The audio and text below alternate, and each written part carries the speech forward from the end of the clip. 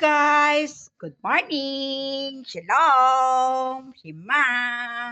Peace be with you. God is with you. God is good. Amen. Guys, kumusta ang buhay? Ngayon is Monday. Have a lovely Monday, everyone. Peaceful, wonderful, amazing day. Amazing Monday to everyone. Guys, maraming salamat sa Panginoon dahil nakabidyo ako ngayon.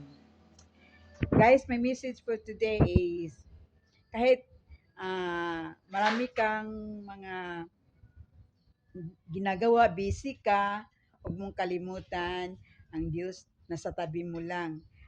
The presence of the Lord is in you and He wants you to know that tulungan ka niya, gabayan ka niya, bigyan ka niya ng buhay na walang hanggan, bigyan kang kapayapaan, joy and love and peace wherever you are. Don't be sad, don't be weary kung nag-isa ka lang.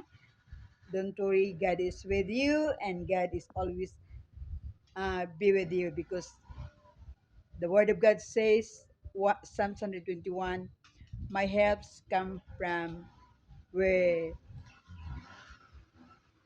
the Lord provide, the Lord of heaven is always with us.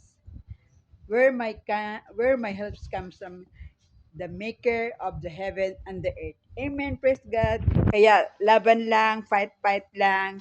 Stay wherever you are. God is with you and He will provide, He will supply, He will sustain everything you need. Don't worry about tomorrow because tomorrow worry itself, the Word of God says.